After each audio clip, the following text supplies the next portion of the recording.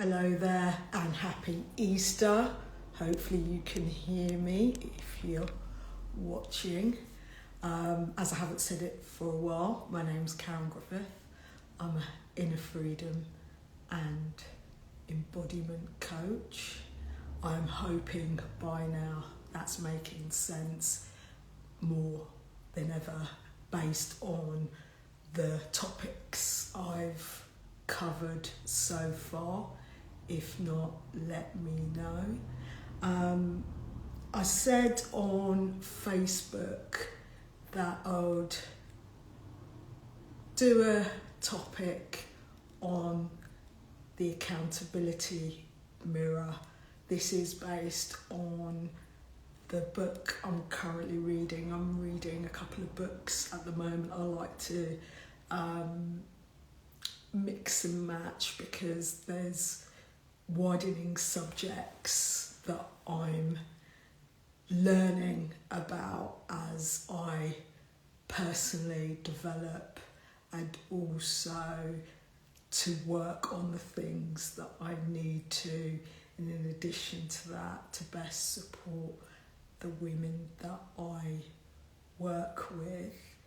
But I felt it was a good topic to cover because they're sort of bricks, so to speak, in developing self-mastery and becoming more powerful, being more queen-like, because as we should know by now, the queen is the most powerful piece on the chessboard.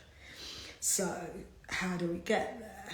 I thought I'll start with this saying. I've said it a few times, but it's so appropriate to the accountability mirror, and you should get a sense of why.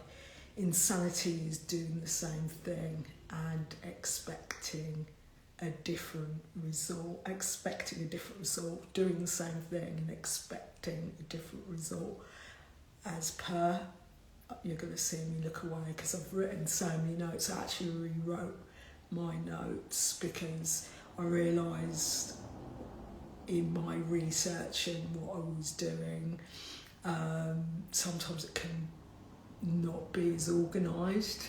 So that's something I'm working on.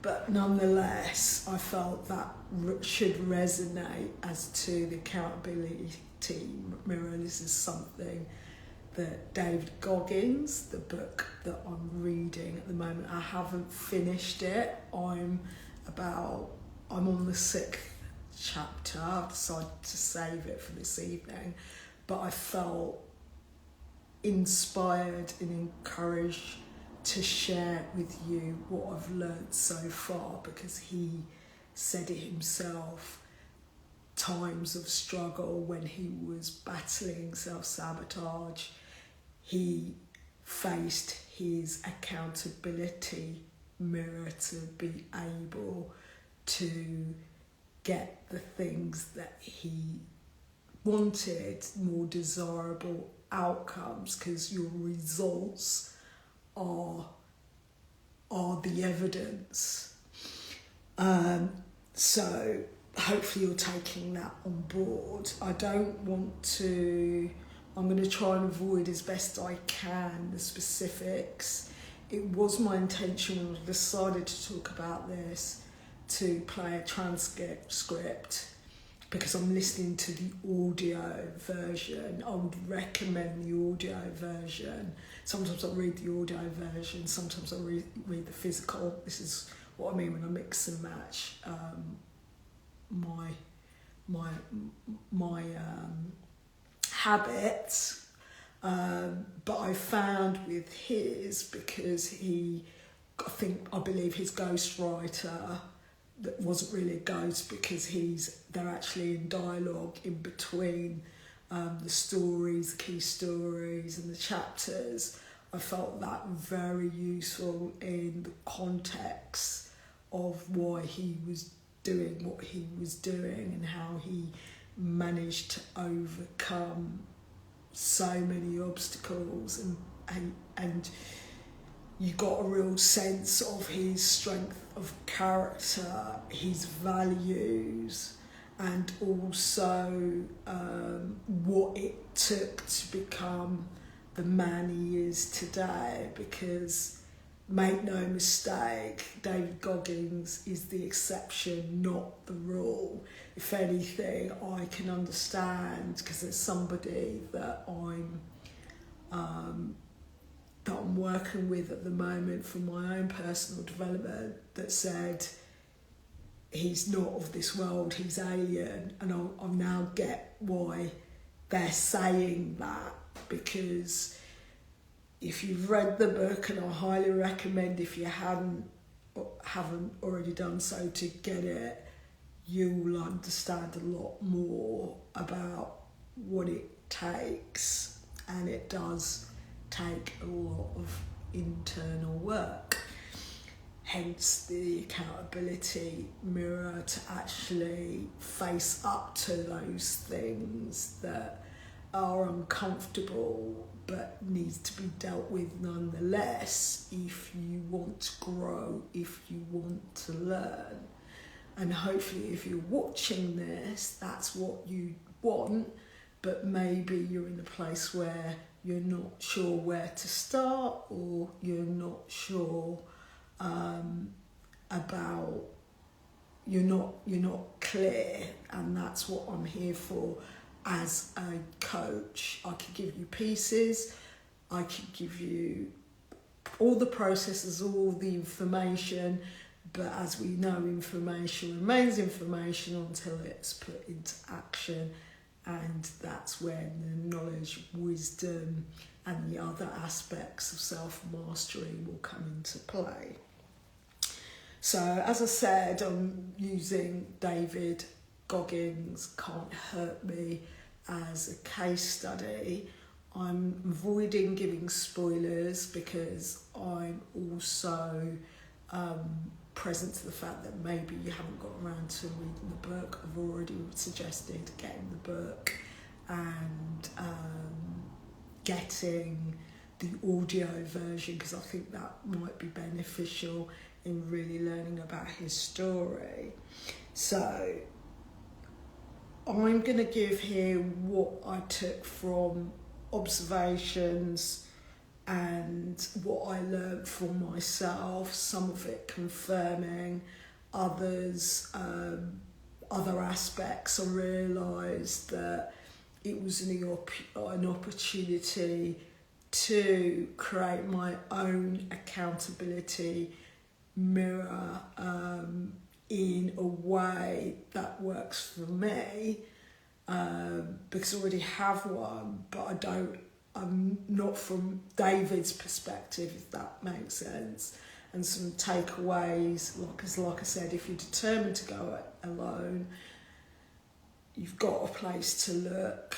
If you need accountability to help you get there, that's why you would work with a coach. Support, guidance and challenge aspect, because sometimes we're not aware of what's coming up for us until we have it reflected back at us. So that's what I do as a coach. So it's identifying your own self-sabotaging behaviours and the way that you can develop self-leadership skills. And again, I would say David advocates for that in his journey, a hero's journey, where he really had to take a deep look at the ways he was showing up and the gap between when he acknowledged where he was and what he needed to do, and bridge it. And it wasn't just in his actions, it was also in his mindsets. And this is, with mindsets, the willingness to change your mind, particularly in the face of new evidence, and being able to consider other perspectives different from your own, because believe it or not, you don't know what you don't know you don't know. So his story is certainly one of boldness and courage, and it shines through. You can really get why he's got those his medals. You can understand why he standing proud. You can see why he's the exception, not the rule. And you can really see how he took it upon himself, because he knew only he could make the changes he needed to make to get things that he wanted. He did that work, internal work, and it wasn't a one or done. It wasn't hacks. It wasn't magic pills. It wasn't any of that. There was a lot he went through to get to the man that he is today. So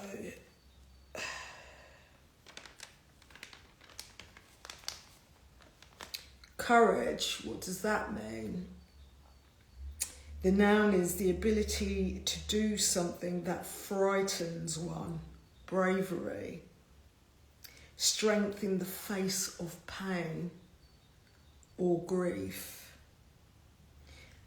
The Merriam-Webster definition is mental or moral strength to venture, persevere, and withstand danger, fear, or difficulty. I also took a look at the Hindu noun, courageous action. For me, that all resonates with what I discovered for myself reading. Certainly, I would say a key chapter was 5 for me. I know I've gone on to 6.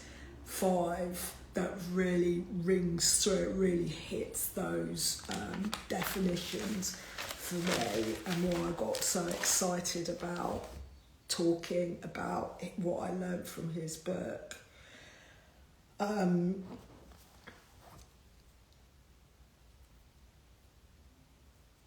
So he really took a deep dive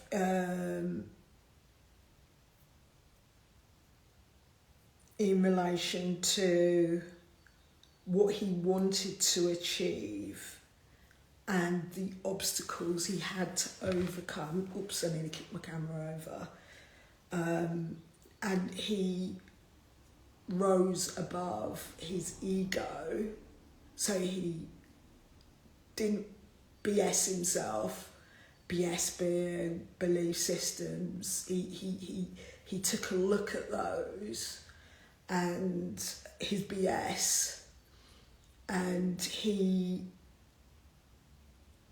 started to break them down and reframe them so that he was able to overcome the emotions around his past, his experiences, his circumstances.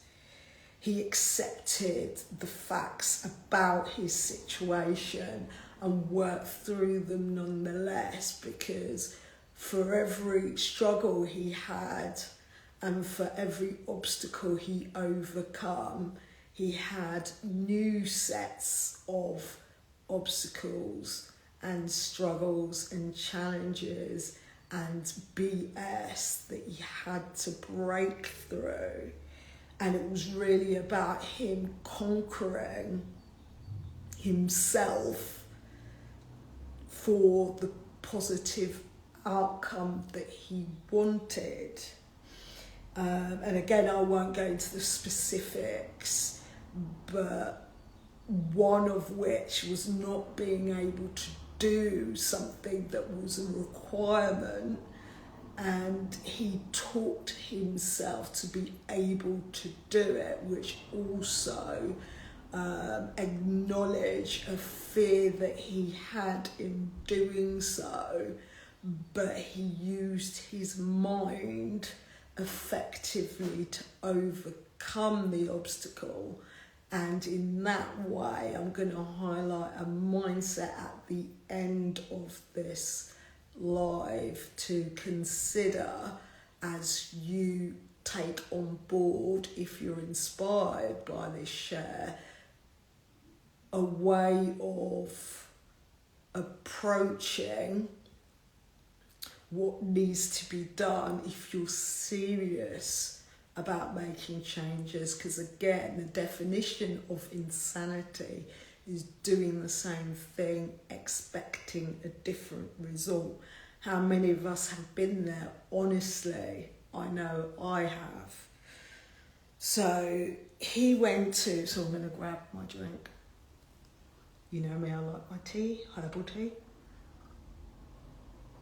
So he went to the source of all his fears and insecurities. And they would stemmed from his past experiences, and certainly in childhood, which was horrific without a doubt. And he could see where they were creating issues in his future because there were actually blocks, obstacles, because those tend to be the way to your greatness. I feel like I've missed something here. Yeah, I did.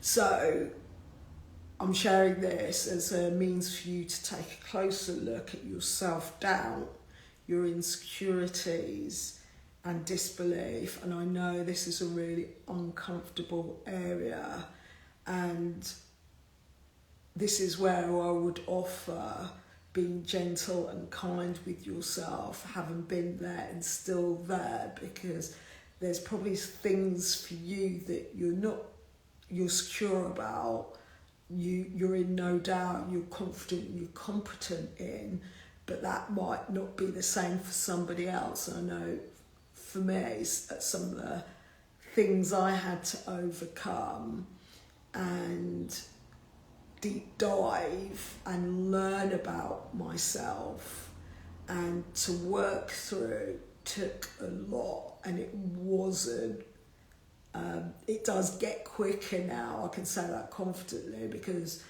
I've got more of a toolkit that I can go to help me overcome, and also got a better idea of where to go to work through the things. And often I know what it is I need to do, I just need to get on and do the thing. And that's what David's about. He's an action taker, he's very courageous, he's bold in doing so, and he makes no bones about it. So he went into his past and he really unearthed a lot there. And sometimes he went back a few steps, because when he thought he conquered it, it would arise again. So it became another hurdle to overcome, and that's when he got his breakthroughs. So it's identifying for yourself your blocks, your obstacles to growth, and some of it is to do with how you talk to yourself, your internal dialogue. There is a video, I don't know if I've put it on YouTube yet, but it should be on Instagram, where I've spoken about this in depth. Of course, it's a general video. I'm not going to go into it now because I think it will detract from the key discussion I'm creating here in this space, the accountability mirror. But to observe how you talk to yourself really does matter, because whilst there's motivation, it does die off. Willpower, you need to create the willpower, your determination, never quitting pace in yourself. So he took a deep dive at his blocks to growth. He took a close look at his failures, and failures can be reframed as opportunities to see where you need to learn about yourself, learn what skills, where the gaps are, and start to address them, start to learn, because you're not born with everything. And the beauty of skills is they can be learned. It's just a case of, it's not a case of if, it's a case of when. He healed his wounds from his childhood, and he also used this all as a jumping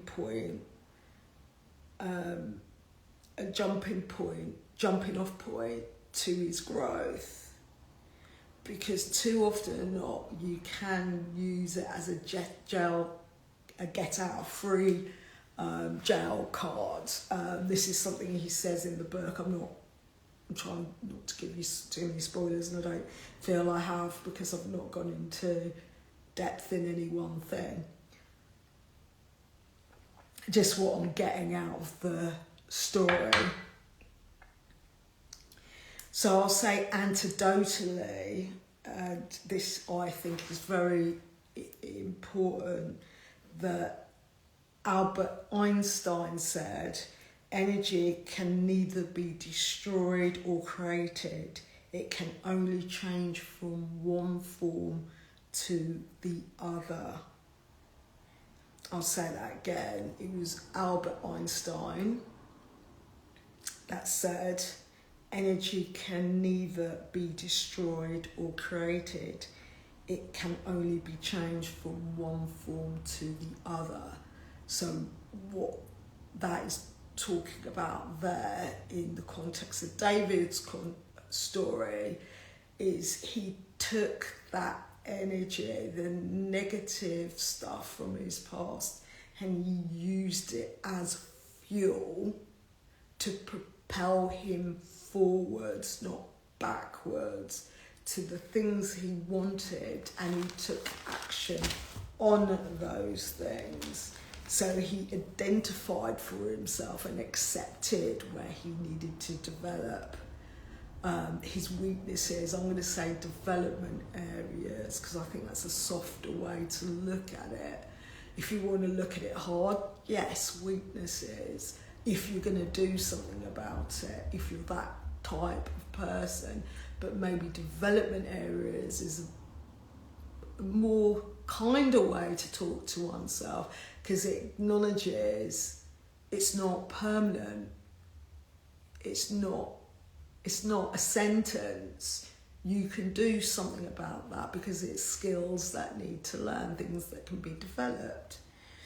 His actions matched his words in what he wanted to create for himself, without a doubt.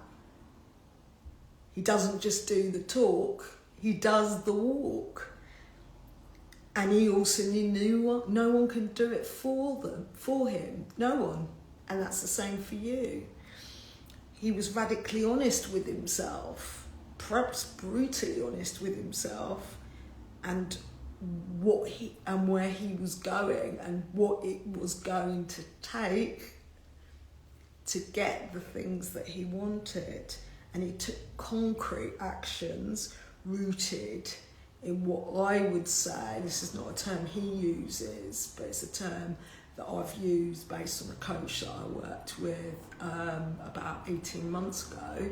Committed, consistent, imperfect action. Committed, consistent, imperfect action. So you just do it. It doesn't need to be perfect. You can build that as you get more consistent, because like I said, you can change your circumstances, you can change your situations when you acknowledge and accept where you are, what needs to be done, and take steps towards it and be consistent with it, and allow space for it to get a bit messy, because it did get a bit messy for him. And I found I was encouraged by that, because never quitting, he didn't quit. even when there was times where it was quite evident that decision had to be made for him at that point, but he didn't let it stop him. So from that, it's getting discomfort was his catalyst for change in the form of growth. He focused on what he was willing to do, and he expected growing pains to happen. Because discomfort doesn't mean that you're going in the wrong direction. I would say comfort is more likely that you're going in the wrong direction because it's familiar, and what's familiar are unlikely to change. So I would start challenging yourself on that, because it could be that there's some BS going on.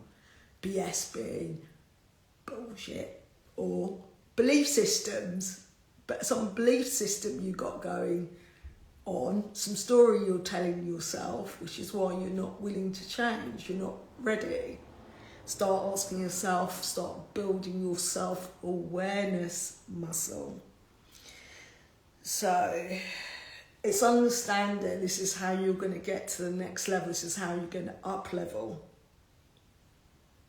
how you're going to find the awareness and the spaciousness in that. This is why I've got the mindfulness group, to create spaciousness so that you become more aware, and then you develop what is possible for you.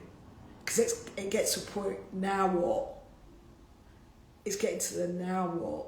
But before that, there's all these things that need to be dealt with. The blocks. There's a saying, because they say something like the obstacles is the path. Actually, I'll circle back on that in another video because I've forgotten it. So here's, you might want to make notes, it's up to you, this bit. In the moment of unease, ask yourself, what am I truly feeling? And why does this situation evoke such a strong emotional reaction? See it as fertile ground for self-discovery and healing. So I'll say it again. In the moment of unease, ask yourself, what is it I am truly feeling, and why does this situation evoke such a strong emotion?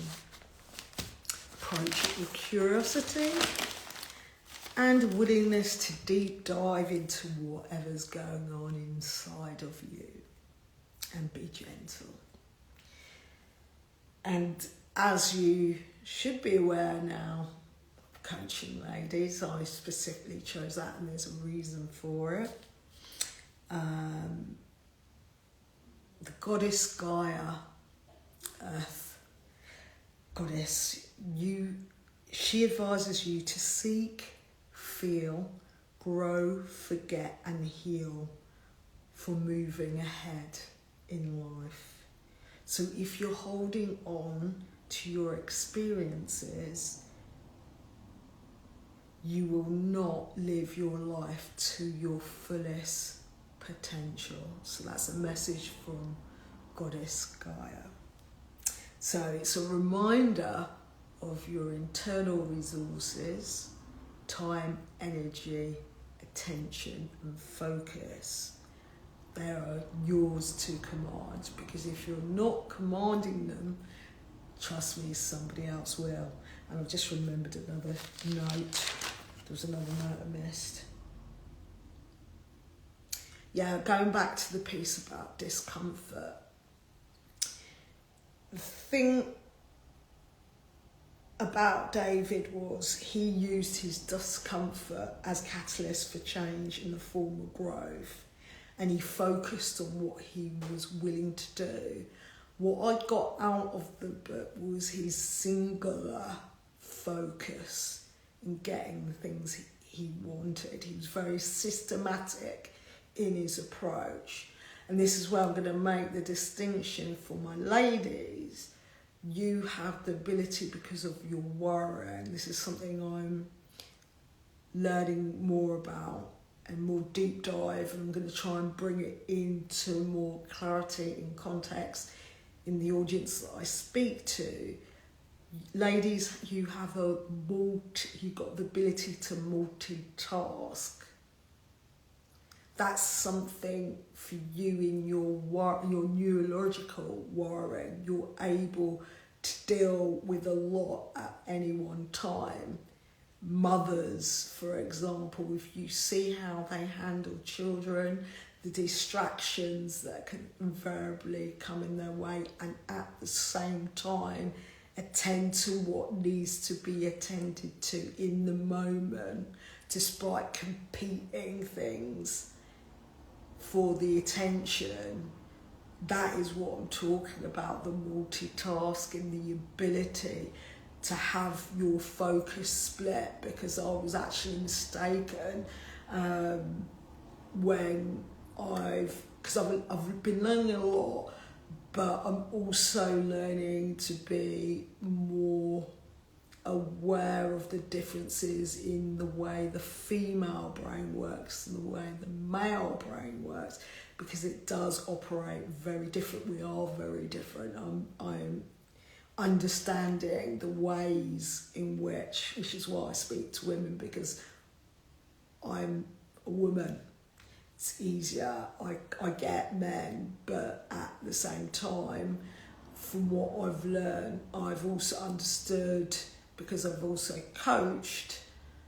I so happened when I started out as a coach, I can understand some of the challenges I had, which is why it's no longer appropriate for me, I believe, for the value I can give.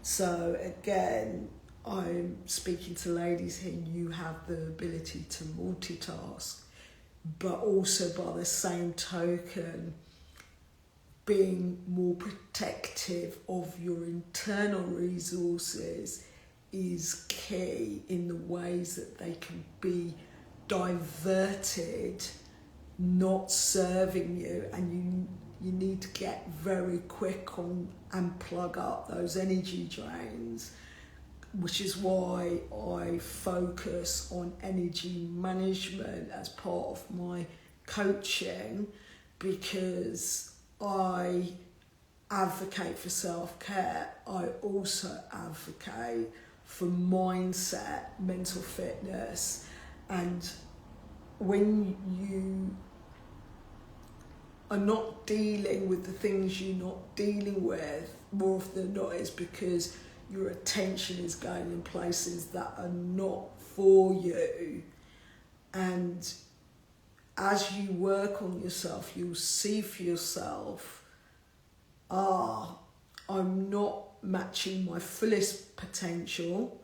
If you hear what Goddess Gaia advises, I'm diverting it to things that are not actually my concern. And I can't say that enough. And I believe I leaded that in the way that I've been moving and operating in of late. So it's yours to command your internal resources. Always remember that. You get to protect it at all costs. And that is how you're going to protect your peace, and therefore step to the other side of freedom, inner freedom. Because we're operating in the world not designed for us, and also full of distractions and overstimulation. So the responsibility is on you. Look at the accountability mirror for yourself to see in the ways where you might be operating that's actually draining you. And you can work with me on that. So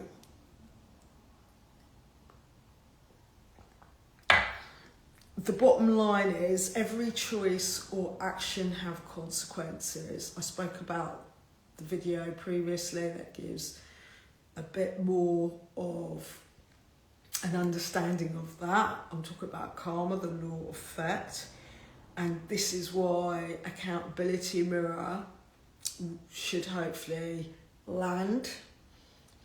And I'll explain what does accountability mean, the fact of being responsible for what you do and being able to give a satisfactory reason for it, or the degree to which this happens. That's the accountability. That's what that means. The mirror is basically facing yourself in what you're dealing with, past, childhood, your circumstances, knowing where you are, getting clear on those things that need to be worked on so you get the things that you want, more desirable outcomes. Because until those take place, you're on shaky ground, you're on shaky foundations, and how that will show up is in the midst of challenge, in the midst of difficulty, because it's bound to happen, it's unavoidable. So when you put the accountability mirror up, you're better placed and stand a better chance of developing yourself in ways where you have unshakable belief in the face of self-doubt, insecurities and disbelief, particularly when others, because it does tend to happen, others project what they think is possible for you.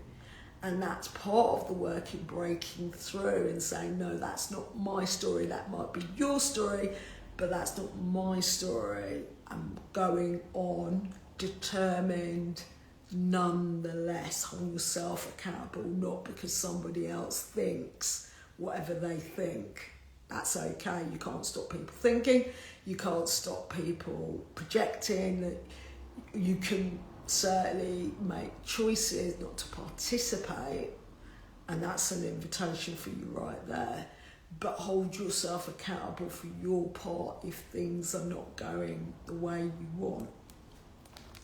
So it's dealing with the if, buts, maybes, coulda, woulda, shoulda. So to round off, I think, I'm towards the end now. For me, already David Goggins paints a picture of mental toughness and connection to reality, his reality in relation to the things he wanted, and taking steps to change his circumstances, his situations, so that he could create these things for himself. And with the accountability mirror, you don't get to blame, complain, justify. That's probably the things that people don't say so much. You don't get to blame, complain, justify. You get to be the hero in your story. You get to be the queen. So by gaining a deep understanding of accountability, I'm going to notes here. I'm probably looking away a bit more because although I've written and rewrote my notes, there's only so much I could commit to memory. And also I don't want to miss key points because sometimes I always go back over and review my videos. Sometimes I don't pronounce words correctly. I get that. I'm working on that. Sometimes I miss things out. It doesn't quite land the way I intended. I'm also working on that, which is why I'm referring in this one, because I think the story of David Goggins, for me, really does highlight the power he exemplifies in his story to give inspiration to why it's worth investing in yourself, developing yourself, taking a closer look at your past, your experiences, the things that hurt you, and turn it into fuel, turn it into a catalyst for change. If you're not happy, if you're overwhelmed, if you're stuck, blocked, all those things that can happen because we've allowed a part of us to respond instead of empowering the part of us that knows we're capable, that knows it's possible, but for whatever reason we're letting the dismissive voice, the critical voice, our own or others, stop us. So I'll go back to my notes. By gaining a deeper understanding of accountability, you're more likely to understand the implications of our choices, your choices and actions. Like I said, the law of karma, how they impact self and others, and make a conscious choice, and to make conscious choices to be present in the here and now, not in your past, not making decisions from your past. Your past you can't do anything about, it's been and gone. A lot of it's not your fault. There's conditioning, programming that's at play. We get to work through those things, undo those things, the BS, and then we also do not project ourselves into the future because it hasn't happened yet. But we know there's a future we want to create for ourselves, and in that we anchor ourselves in the here and now.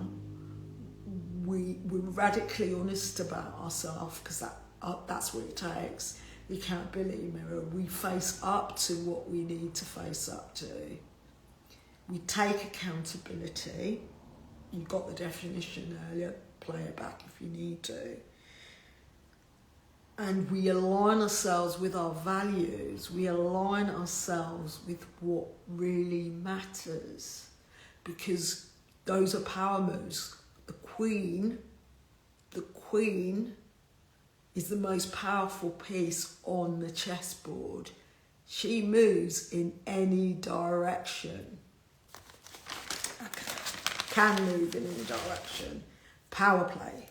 So takeaways, take inventory, take time to reflect on what's taking up your mental, emotional and physical energy. Be gentle with yourself as you go through this exercise. Take some quiet time, however long it takes, and see what you write. A stream of conscious writing, and see what materialises out of that. Be curious about what comes up. Take one step at a time to address those. And also, referencing back to what I said earlier, do expect some discomfort in doing so, but no, it's not permanent, it's not forever.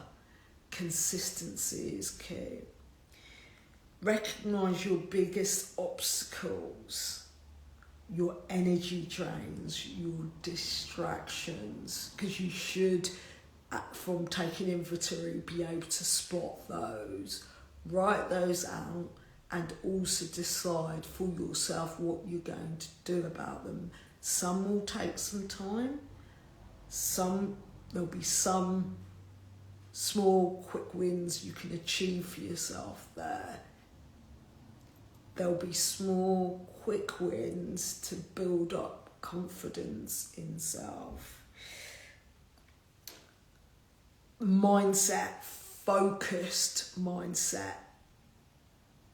That's what it's going to require to develop yourself in respect to change and growth and learning. You have to become focused, because when you know what is tapping into your resources, the quicker you get at eliminating or culling its access to you, if that makes sense. And challenge channeling or redirecting your resources towards what is desired, wanted instead, because that's what it takes.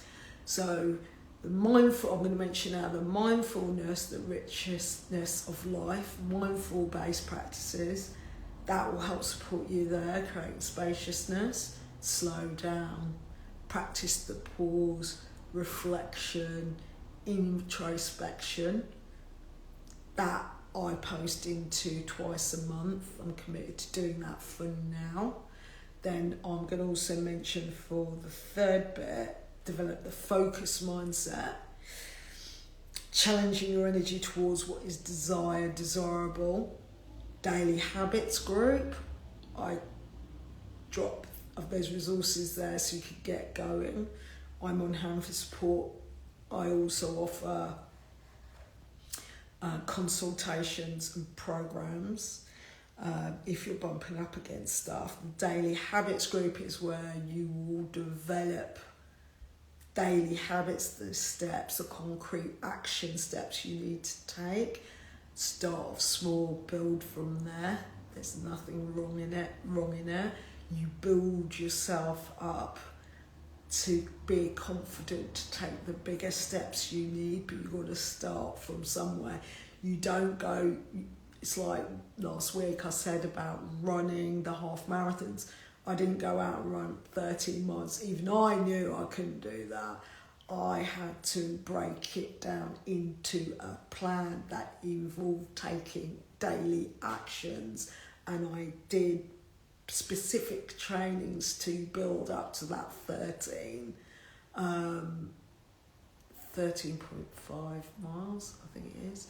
Again, I don't know quite, but never mind. And that was 6 weeks. That took me 6 weeks. I think that maybe I started earlier, 8 weeks.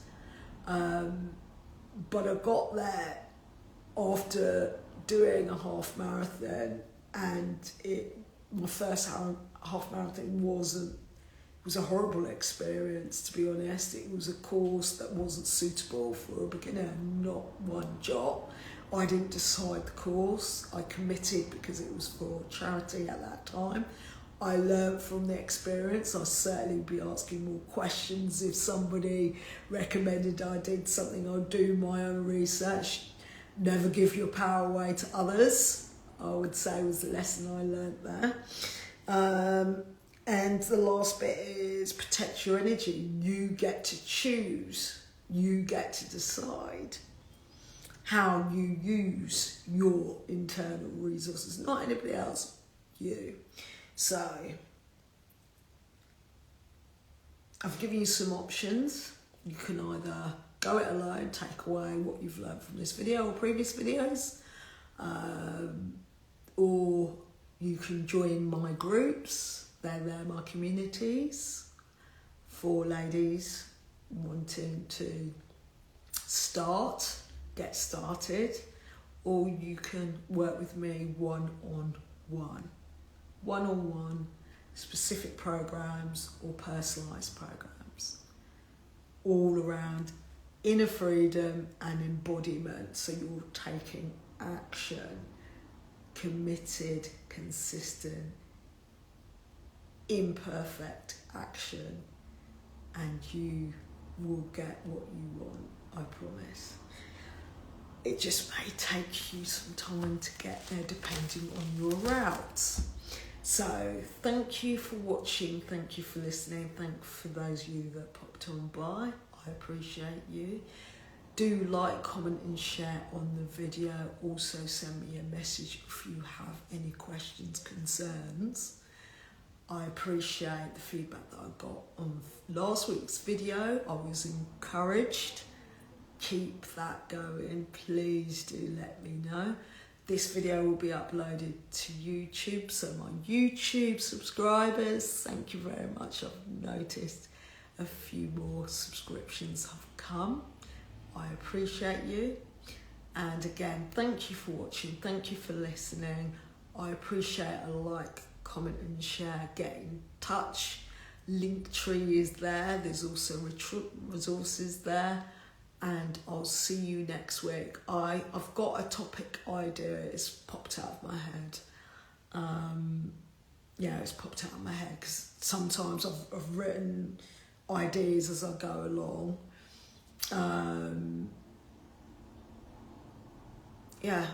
I might as well end on that note. Bye-bye.